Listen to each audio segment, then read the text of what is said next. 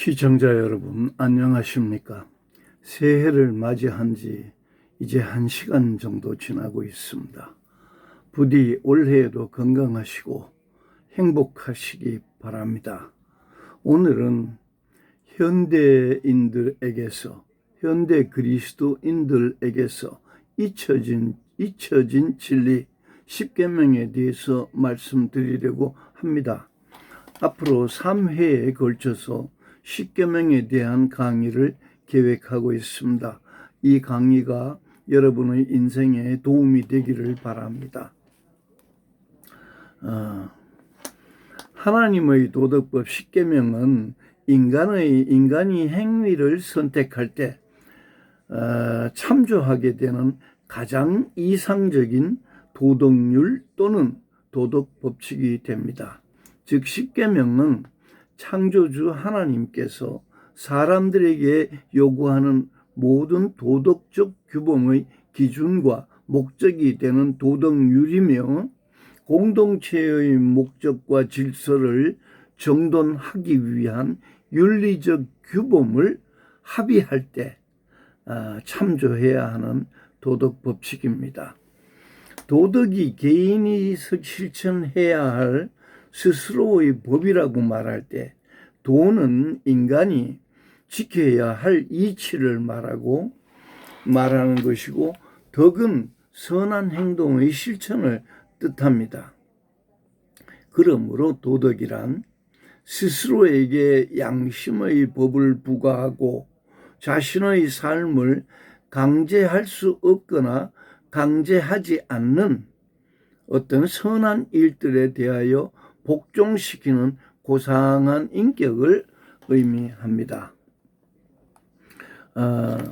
하나님께서 도덕법 10계명을 자기 백성에게 제정해 주신 이유와 목적은 그들의 삶에 절대적인 도덕률이 있어서 공동체의 질서가 유지되고 하나님 앞에서 죄에 빠지지 않도록 보호하기 위함입니다. 그러므로 그리스도인들의 도덕률인 10계명은 그리스도인의 신앙과 학문 및 사회 활동에서 견지해야 할 도덕적 규범들의 근거가 되고 모든 윤리적 판단의 궁극적인 기준이 되는 것입니다. 또한 10계명은 공동체적 존재로 창조된 인간들이 자신들의 삶을 위하여 윤리 도덕적인 규범을 세울 때 근거와 원칙으로 참조해야 할 도덕법칙으로 제정된 것입니다. 따라서 10계명은 하나님께서 인간과 함께 하시며 세상을 통치하실 때 베푸시는 축복과 심판의 조건이 되는 동시에 모든 인간이 직면하는 윤리 도덕적 판단의 근거가 되는 것입니다. 그래서 오늘의 강의가 제시하는 모든 논지와 논거는 10계명과 그리스도의 강령을 바탕으로 전개되고 있습니다. 왜냐하면 이 강의의 목적이 내 마음을 다하고 목숨을 다하고 뜻을 다하여 주 너의 하나님을 사랑하라. 그리고 내 이웃을 네 자신과 같이 사랑하라 하신 예수 그리스도의 강령을 준행함으로써 모든 그리스도인들이 하나님 앞에서 그리스도의 향기가 되기를 바라기 때문입니다. 그러므로 그리스도인들이 진실로 갖추어야 할 신념은 먼저 하나님의 도덕법 10계명과 그리스도의 강령은 절대적인 도덕률이라는 것입니다. 즉 하나님이 제정해 주신 10계명과 그리스도께서 말씀하신 강령은 인간이 옳고 그름을 논의할 수 있는 상대적인 규범들이 아니며 오직 순종해야 하는 절대적인 규범이라는 것입니다. 그래서 저는 도덕법 10계명의 본뜻을 보다 세밀하게 이해하기 위하여 그 구조를 세 부분으로 구분하고 있습니다. 첫째, 제1계명부터 제4계명까지를 인간이 거룩한 하나님에 대하여 준행해야 할, 갖추어야 할 태도이고 의무라고 믿습니다. 둘째, 5계명부터 제7계명까지를 개인이 자기 자신과 이웃 사람들에게 지켜야 할 도덕적인 절대적인 도덕률이라고 믿습니다. 이 계명들은 윤리도덕과 정치활동의 규범들을 위한 도덕률로 저는 이해하고 있습니다. 셋째, 8계명부터 10계명까지를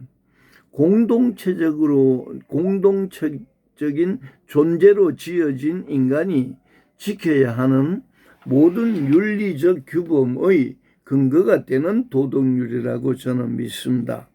즉, 이 계명들은 법과 경제 및 사회와 관련되는 모든 규범의 근거가 되는 계명들이라고 저는 믿고 있습니다.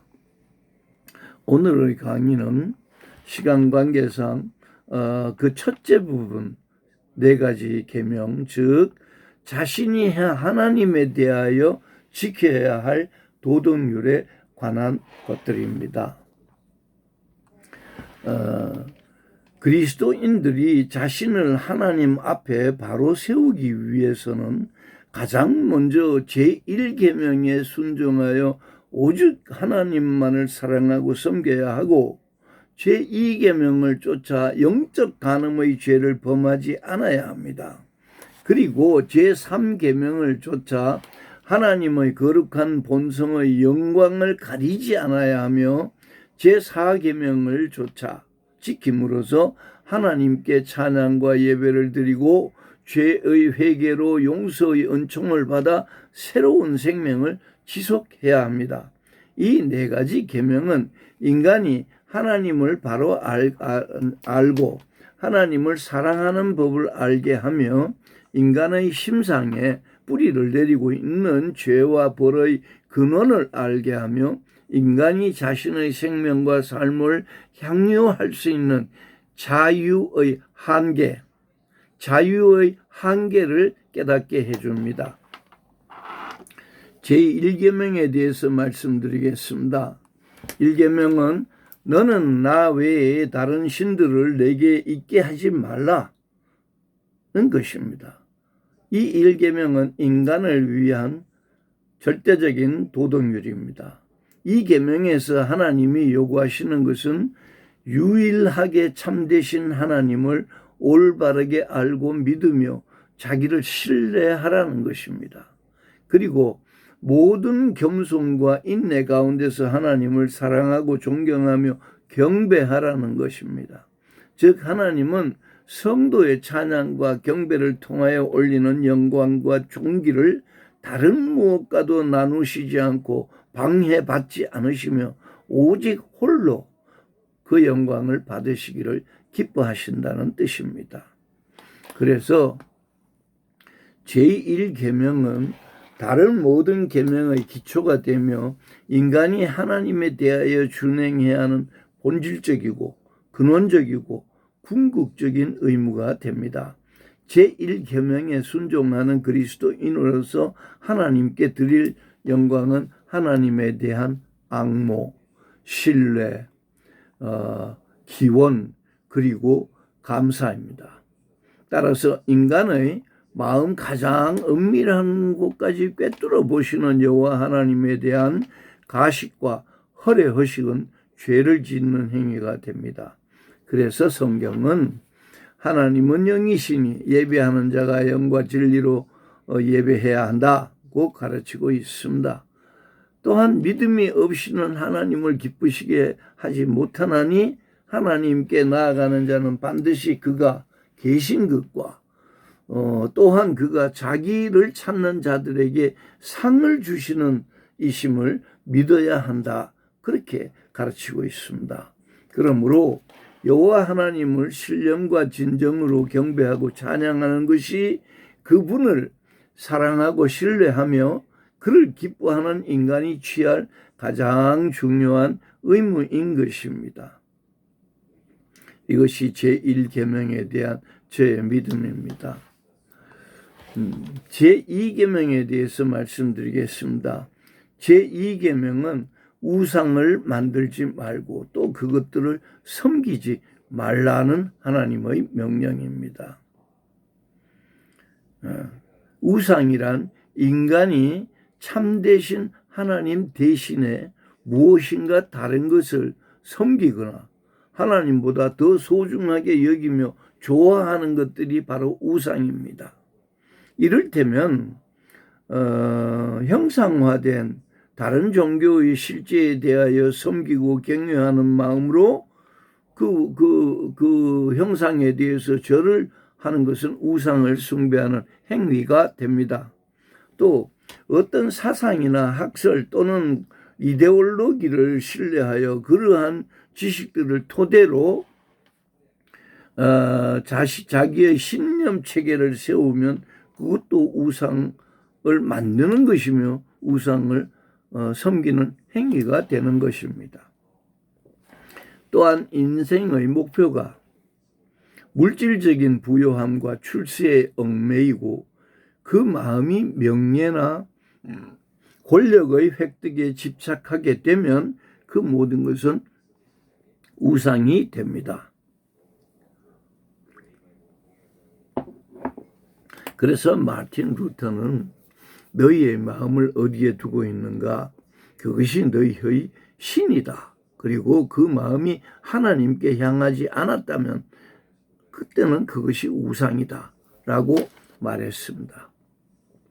그래서 제2계명이 인간에게 요구하는 것은 자연과 자연에 존재하는 그 어떤 것에도 신성을 부여하고 섬기지 말라는 것입니다.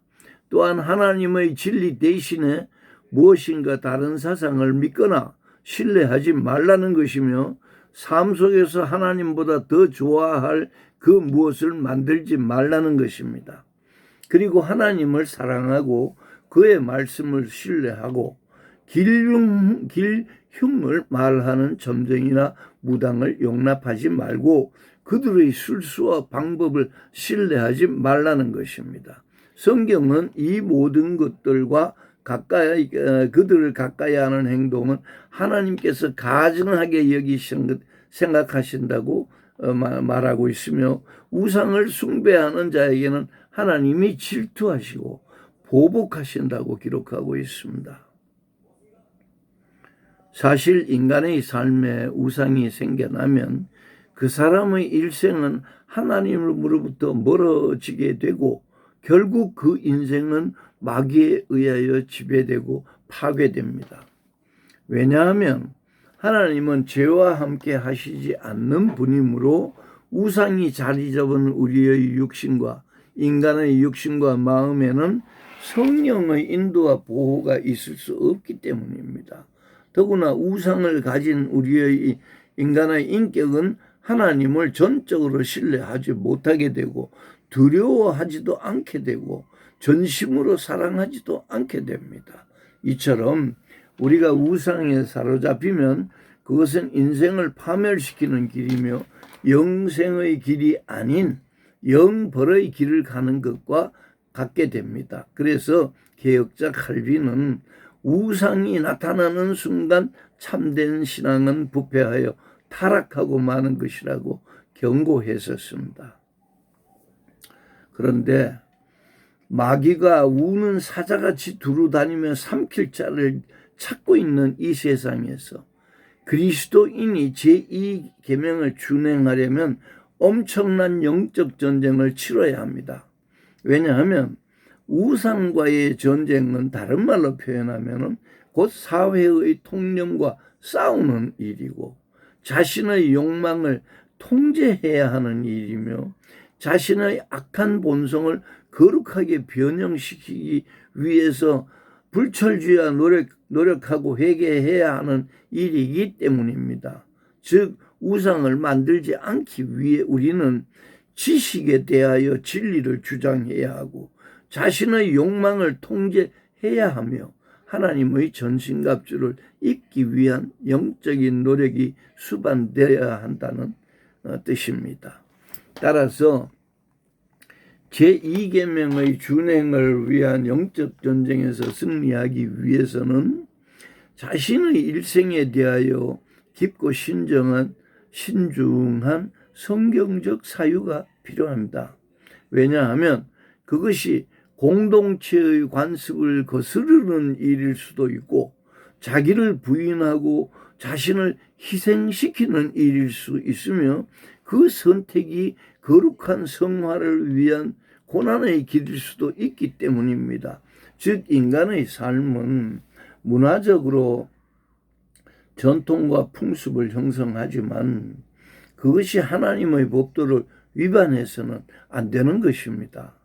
그리고 인간은 학문을 탐구하며 이론과 지식을 축적시키지만 그것들을 성경에 계시된 하나님의 진리보다 더 신뢰해서도 안 됩니다.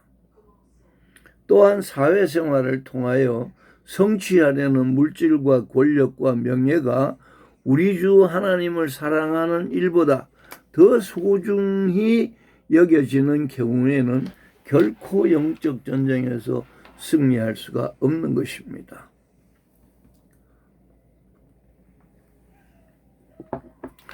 따라서 인간의 가치관은 하나님의 뜻과 법도 안에서 형성되어야 하고 인간의 지식은 계시된 하나님의 진리에 복속되어야 하며 인생의 목적은 자기보다 하나님을 사랑하는 것이어야 하는 것입니다. 그러므로 우리가 우상숭배의 금지라는 제2계명의 영적 전쟁에서 승리하고 예수 그리스도 앞에 자신을 바로 세우려면은 세상에서 얻고자 하는 모든 욕망을 통제해야 합니다. 그리고 우리의 악한 본성이 제기하는 하나님의 진리에 대한 모든 의심을 성령의 도우심 안에서 그리스도를 향한 믿음으로 모두 제거시켜야 합니다. 그래서 우리는 제2계명을 도덕률로 삼고 우리의 일생이 마귀의 계교와 우상들의 유혹으로부터 자유로워지도록 신중하게 성경적인 사유를 해야 하는 것입니다. 그럼 이제 제3계명에 대해서 말씀드리겠습니다. 제3계명은 하나님 여호와의 이름을 망령되이 일컫지 말라. 즉 하나님께서 이 계명을 통하여 우리에게 요구하는 것은 여호와라는 하나님의 거룩한 이름, 그 성호를 함부로 사용하지 말라는 것입니다. 이 명령은 하나님의 성호를 오직 하나님을 경외하는 마음으로 그분을 향해 바르게 고백하고 그분을 찬미할 때만 사용하라는 것입니다. 그래서 완전한 복음의 저자 챈들러는 하나님의 이름을 망령되게 일컫는 사람은 인간과 하나님의 임재하심 사이에 있는 건널 수 없는 큰 구렁텅이에 빠지게 된다고 했습니다. 그가 말하는 구렁텅이는 하나님의 임재를 볼 수 없는 곳이며 불꽃 가운데서 괴로워하는 삶이 있는 곳이고 한 번 들어가면 나올 수 없는 영원한 곳, 곧 지옥을 의미했습니다. 즉 챈들러가 고백한 챈들러의 믿음은 누가복음 16장에 나오는 하나님의 말씀, 성경의 말씀에 근거를 두고 있습니다. 그래서 제가 여기서 챈들러의 말을 인용하는 것입니다. 그리고 하나님의 성호를 망령되이 일컫는다는 말은 성호를 무분별하게 남용한다는 의미를 포함하여 하나님의 이름을 빙자해서 다른 사람을 저주하지 말라는 것입니다. 하나님께서는 이처럼 자신의 이름 여호와를 함부로 무분별하게 망령되이 일컫는 사람에게는 죄를 묻겠다고 하셨습니다. 출애굽기 20장의 말씀입니다. 그리고 웨스트민스터 요리문답과 하이델베르크 요리문답도 사람이 하나님의 이름으로 자신의 유익을 구할 때 영벌을 당한다고 가르치고 있습니다. 하지만 사람이 재판정의 증인으로서 선서하거나 공직에 임하는 자로서 또는 군인으로서 맡은 바 임무에 충실하겠다고 맹세하는 경우에는 이 계명에 위반되지 않습니다. 왜냐하면 그러한 맹세와 서약은 하나님께서 권위와 권세를 부여한 국가의 명령에 순종하는 일이기 때문입니다. 따라서 나라의 상징인 국기를 향해 경례를 하거나 국가의 의례에서 묵념을 하며 굳게 다짐을 하는 행위도 이 계명에 저촉되지 않습니다. 왜냐하면 그런 모든 행위와 시스템은 하나님께서 국가에 부여한 통치 권한에 속하는 것이며 성경은 그러한 공권력에 복종해야 한다고 가르치고 있기 때문입니다.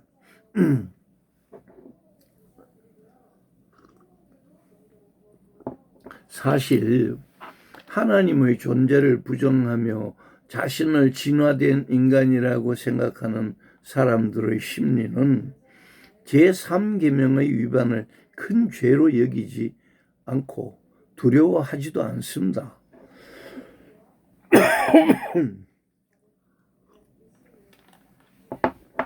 그러나 그리스도인들과 자신을 창조된 인간이라고 생각하는 사람들은 제3계명을 인간이 취해야 할 가장 기본적인 도덕률로 인식하는 것이 좋습니다. 왜냐하면 그리스도인은 어떤 도덕적 규범보다 하나님의 성모를 소중하게 여겨야 합니다. 그래서 하나님을 의지하여 간구할 때는 그 성호를 신뢰해야 하며 하나님의 영광을 드러낼 때는 그 성호를 높이 찬양해야 하는 것입니다. 따라서 제3계명은 마음과 목숨을 다하고 힘과 뜻을 다하여 주 하나님을 사랑하라는 명령에 수반되는 여러 가지 규범들의 기초가 되는 도덕률로 준행되어야 하는 것입니다. 만약 이 계명을 중요하다고 생각지 않으면은 그건 반대로 하나님을 경홀히 여기게 되는 것과 똑같습니다. 4계명으로 넘어가겠습니다. 제4계명은 안식일을 기억하여 거룩하게 지키라, 그런 명령입니다. 안식일은 여호와께서 여세 동안 하늘과 땅과 바다와 그 가운데 모든 것을 만드시고 쉼을 취하신, 휴식을 취하신 일곱째 날을 말하며 여호와께서 그 날을 복되게 하여 거룩하게 하셨습니다. 그리고 하나님께서 명령하시기를 너는 여세 동안에 내 일을 하고 일곱째 날에는 쉬라.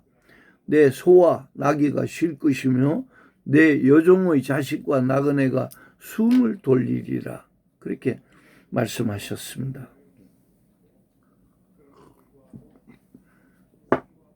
그런데 우리 그리스도인들에게 안식일이란 유대인들의 관습처럼 일곱째 날의 마지막 날이 아니라 그리스도께서 부활하신 날, 즉 일곱째 날이 시작되는 첫째 날입니다.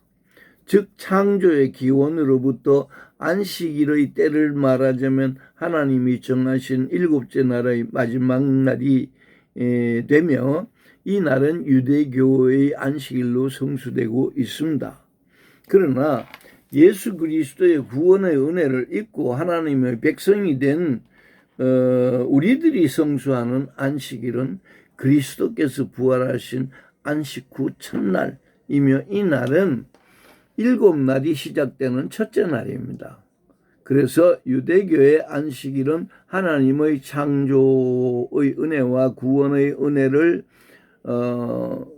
특별히 출애굽 사건을 통한 구원의 은혜를 감사하며 거룩하게 쉼을 가지는 날이고, 그리스도인들의 안식일은 엿새 동안의 일과 노동을 시작하기 전에 먼저 하나님의 구원의 은총과 새 생명을 주신 그리스도께 감사하는 날이며, 쉼과 예배를 통하여 새 힘을 얻는 날입니다. 그러므로 우리가 온전하게 제4계명을 준행하려면 하나님의 명령을 따라 우리 주님의 날 주일을 거룩하게 지내야 합니다. 즉 유대교인들이 금요일부터 안식일을 준비하고 토요일에 해가 질 때 마치듯이 그리스도인들은 토요일부터 주일의 예배를 준비하고 일요일 해질 때 마치는 습관을 가지는 것이 좋습니다. 우리는 율법에 매인 사람들이 아니라 하나님으로부터 내가 거룩하니 너희도 거룩하라고 명령을 받은 사람들입니다.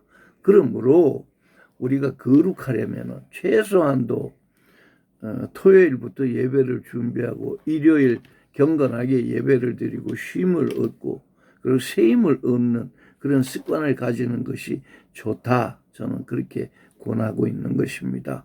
따라서 제4계명에 대하여 그리스도인들이 취해야 할 태도는 토요일 오후부터 예배와 안식을 준비하고 주일에는 반드시 예배를 드리고 그리스도 안에서 쉼을 취해야 합니다. 주일에 하나님께 예배를 드리는 것은 영혼의 양식이 채워지는 것이며, 쉼을 통하여 하나님이 주신 분복을 즐기면 마음과 육신의 새 힘이 채워집니다. 그리고 그 영혼의 양식과 육신에 채워진 힘을 가지고 세상에 나가 엿새 동안 열심히 맡겨진 일들을 하는 것입니다. 그러므로 그리스도인들의 안식일인 주일에는 영리를 목적으로 일을 해서는 안 됩니다.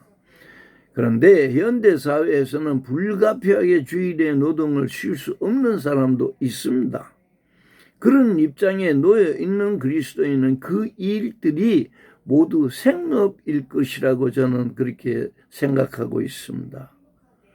즉 자신의 유흥이나 쾌락을 위한 것이 아니라 그 일을 계속해야만 내가 살 수 있다, 생활할 수 있다, 그런 생업일 것이라고 저는 그렇게 믿습니다. 그리스도께서도 말씀하시기를 아버지께서 일하시니 나도 일한다고 하셨습니다. 그날이 주일이었습니다. 안식일이었습니다.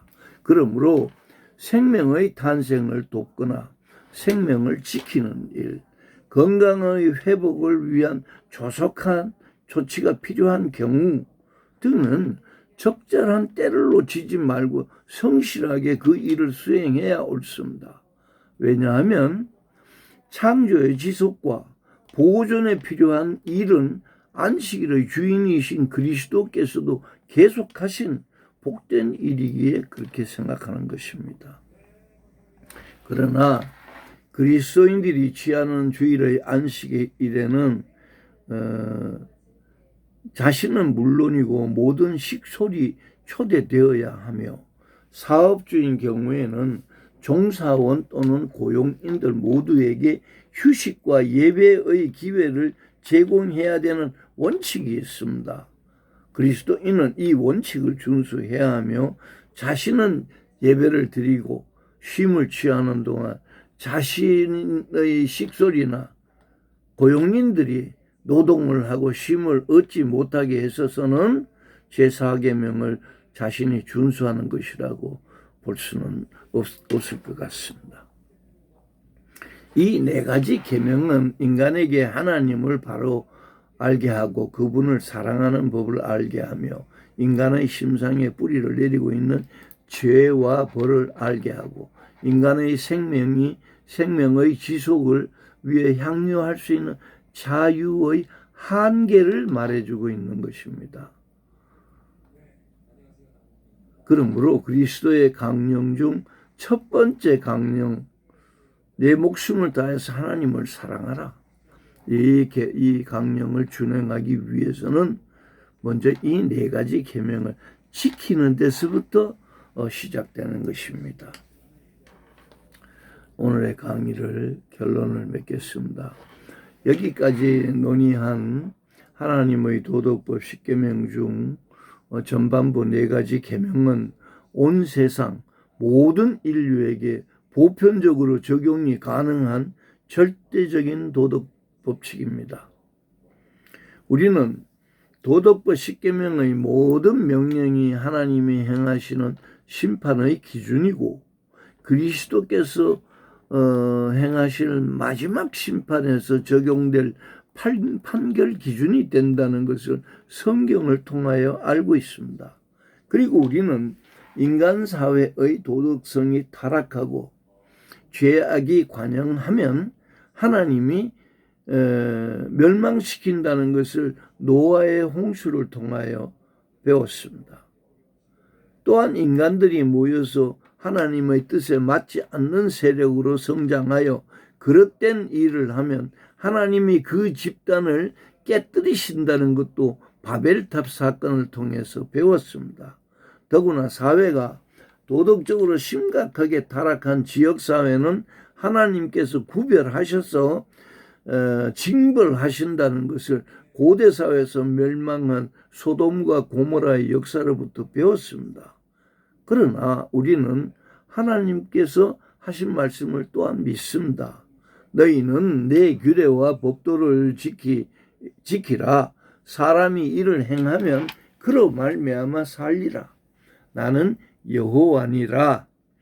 레위기 18장에 나오는 이 말씀에서 저는 하나님의 엄중한 심판이 임할지라도 하나님의 규례와 법도를 지키며 사는 사람은 그 중에서 살아난다는 말씀으로 저는 이해하고 믿고 있습니다.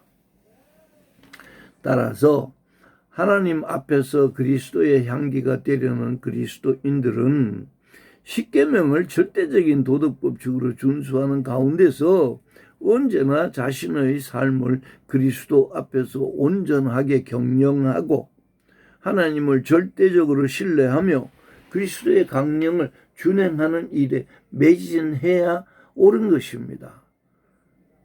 그래서 보혜사 성령은 사도 바울을 통하여 그리스도인들이 이 말세에 취해야 할 삶의 태도를 다음과 같이 간절하고 명확하게 가르쳐 주셨습니다. 제가 읽겠습니다. 너는 이것을 알라. 말세에 고통하는 때가 이르러 사람들이 자기를 사랑하며 돈을 사랑하며 자랑하며 교만하며 비방하며 부모를 거역하며 감사하지 아니하며 거룩하지 아니하며 무정하며 원통함을 풀지 아니하며 모함하며 절제하지 못하며 싸나우며 선한 것을 좋아하지 아니하며 배신하며 조급하며 자만하며 쾌락을 사랑하기를 하나님 사랑하는 것보다 더하며 경건의 모양은 있으나 경건의 능력은 부인하니 이 같은 자들에게서 너는 돌아서라. 이 말씀이 2000년 전에 바울 사도가 한 말씀인데 고백한 말씀이고 성령의 인도하심을 따라 하신 말씀인데 저는 여기에 적힌 여러 가지 표현 중 어느 하나도 이 세상에서 지금 그것은 아닌데요 말할 자신이 없습니다.